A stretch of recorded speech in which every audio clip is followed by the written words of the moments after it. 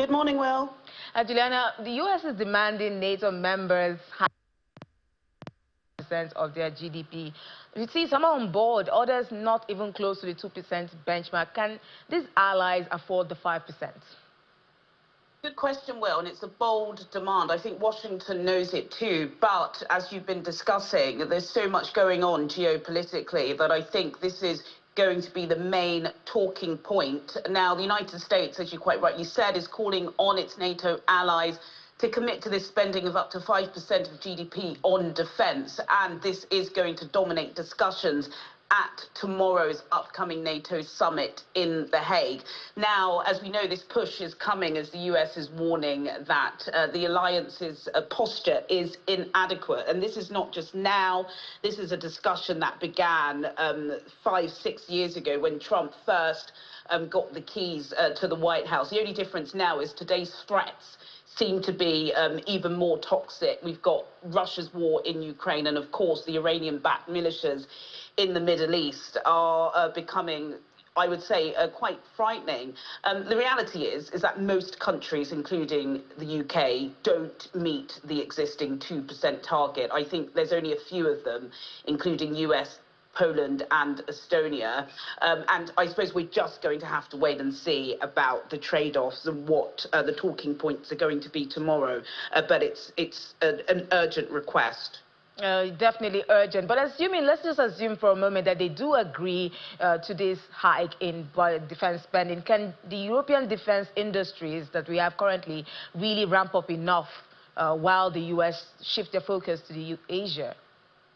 I think that's a really important question, and something that, they're going to have to scratch their head and find a resolution to, because even with the political will, Europe's industrial capacity is still catching up. This morning, for example, Keir Starmer, the UK Prime Minister, he's announcing slashes of energy costs to huge energy-intensive manufacturing companies in the UK, just so that they can continue to survive. And those are the discussions that are taking place in Europe about the defence industry. I think countries like Germany and France have already launched multi-year procurement drives for ammunition, drones and missile systems. And here in the UK, we've had lots of discussions about the fact that the British Army could run out of ammunition in a matter of days if we were caught up in this conflict with Iran. So really interesting discussion, and I think there is going to have to be some sort of strategic pivot, which I'm sure is going to be discussed in the Netherlands over the next couple of days. Well, just before we let you go, Juliana, we know that you mentioned the UK Prime Minister, Keir Starmer, is really juggling with a lot of fiscal pressures right now. And we've seen him proposing a 3% budget hike by 2030s. Do you think, is this ground for support, resistance, or is just wait and see how it goes, because he has not really proposed a specific timeline for this? I think at the moment the UK is maintaining credibility within NATO, ramping up slowly, leaving the door open for deeper investment if the global environment deteriorates further. But let's be fair, as you quite rightly said, we've got a lot of domestic fiscal pressures. And I think in terms of public support, and that's exactly what the Prime Minister needs, public support, not support from Donald Trump, I think it's just not there. I think Britain support Ukraine and NATO.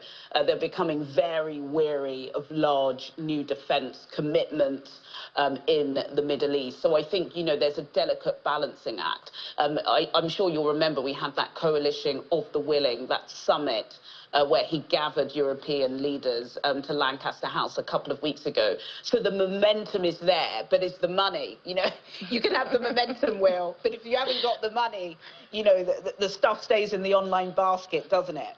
But let's see what happens over the next couple of days. But certainly, geopolitical threats are a major cause for concern for European leaders. Yes, because you know that the UK currently spends about 2.3% of their budgets on defense already, and this 3% is already an ambitious one for them. So 5%, wait and see how that goes. Thank you so much, Juliana Lahinka, for always sharing your great perspective on the show. Thanks, Will.